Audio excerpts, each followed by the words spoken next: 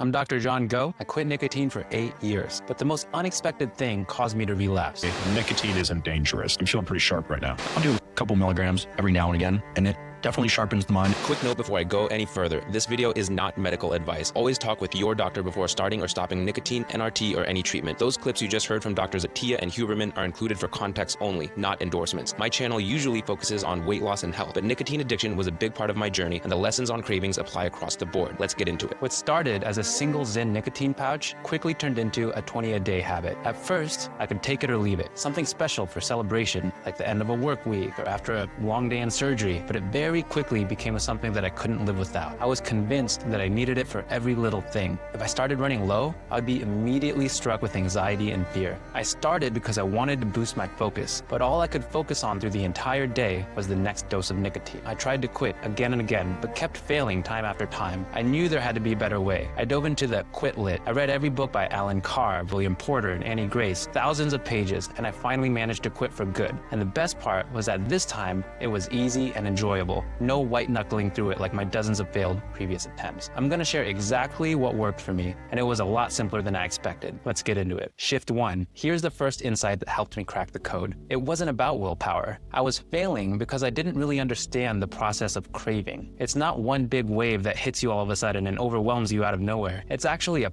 5-step loop that happens in rapid succession, unless you catch it early. The first step, there's a thought, often brought on by a cue like coffee, stress, or a drive to work. The thought of nicotine flashes in your mind's eye. That's very normal. It's what follows that's what's important. Number 2, the next step is creating a fantasy in your mind's eye. You start to imagine how it feels, that first buzz after a period of abstinence. So what this really is self-inflicted torture. On one hand, you're trying so hard to quit, but on the other hand, you're fantasizing about how that buzz is going to feel. Third is actually considering giving in and giving up on your quit attempt. This is where you start to reason with yourself. You say things like, maybe just one time because of X, Y, or Z. This is where you might start planning where you're gonna buy your next tin or pack of cigarettes. Number 4, next is the silent yes. This choice is made below the radar, within your subconscious. You haven't consciously decided yet, but you've already made that decision in the depths of your subconscious mind. Lastly, it's a search for excuses. Now, you just have to reason with yourself to justify your decision. But how could I reason myself into using nicotine when just 12 hours ago I was so adamant about quitting? Consider this. The mind can only keep a finite number of things in its forefront. The night before, when nicotine was in my system and I had all the reasons to quit laid out in front of me, the decision was easy. But now, going through the initial throes of nicotine withdrawal and only being able to focus on the good that nicotine promises, that decision becomes simple given the circumstances. Now here's the trick. Stop the process at step 1, the thought of nicotine, or even early in step 2,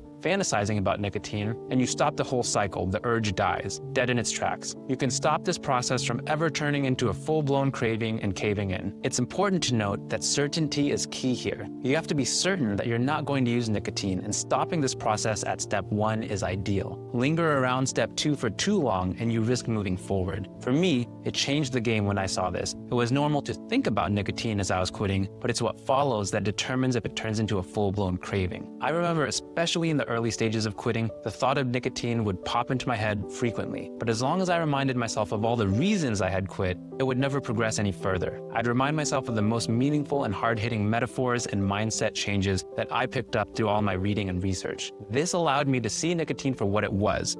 And this is exactly what I want to talk about in the following sections. Every time you stop the cycle, the frequency and strength of each craving cycle gets weaker and weaker and less. Part of the smoke and mirrors is that every time this loop wins, it feels like relief initially. But the moment the buzz fades, life feels tighter and more stressful than before. That's the trap. Every dose feels like freedom, but it's actually shrinking your world. Let me show you how. Shift 2, the illusion of freedom collapsing. At first, nicotine feels like a choice. You think you're gaining focus, calm, control, but it's actually robbing you of all that. Imagine walking down a nice wide road where you have space to roam. If the wind blows, you might stumble, but you can recover because the road is wide. The road represents your ability to cope with daily stressors, and the gusts of wind are those stressors. There are big gusts of wind and there are little breezes. They represent the big problems and the little problems in your life. What nicotine does is it narrows the road you're walking on. With every dose, it constricts your walkway until it feels like a tightrope. In the past, a gust of wind might cause you to stumble, but because the road was wide, you could recover. Now, on a tightrope, a gust or even a tiny little breeze could send you stumbling off the road into a ditch.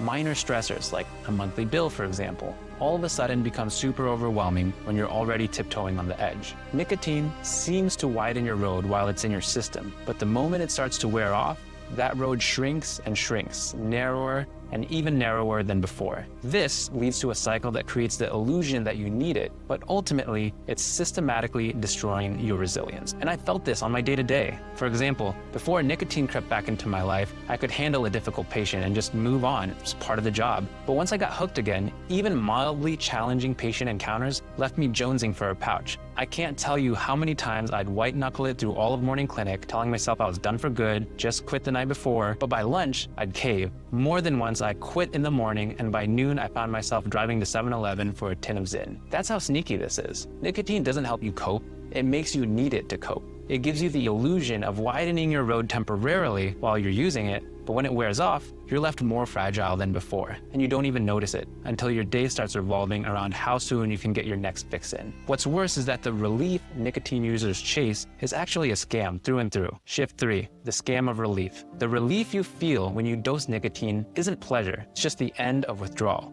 The very withdrawal induced by your last dose. Picture this. You have $1,000 in your bank account. Someone steals $200. Then they turn around, give you back $100, and they call it a gift. You say, thanks so much for $100. Well, now you only have $900. Are you actually better off?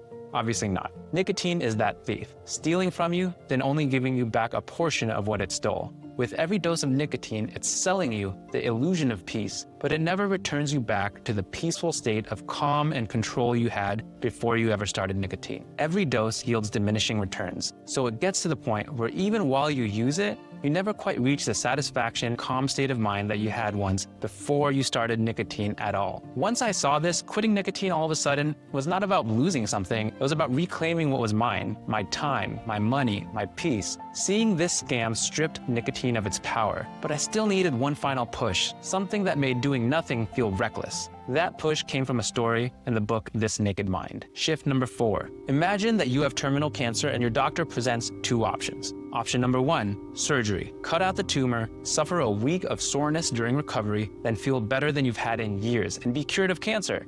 Option number 2, aspirin. Keep the tumor, pop the pills that dull the pain less and less, watch the cancer spread, and lose decades of your life. Now, nicotine isn't the tumor here, your addiction is. Rip it out now, deal with a few days of withdrawal, or keep masking the pain while the habit silently drains your health, time, and money. This metaphor hit hard. Who wouldn't want the tumor out? You don't need strength, you need truth. True freedom is seeing past the lies. Once you see past the lies, quitting becomes easy and a no-brainer. The best part is that nicotine withdrawal isn't as tough as it seems. It's virtually entirely in your mind. For me, it was about 95% mental. The physical symptoms are mild, and really, they only lasted a few days. After about 2 weeks, you're back to normal. Bottom line, nicotine promises performance, but sells you back your own natural baseline at a markup. When I finally saw nicotine as a trap, quitting was easy. It even felt good.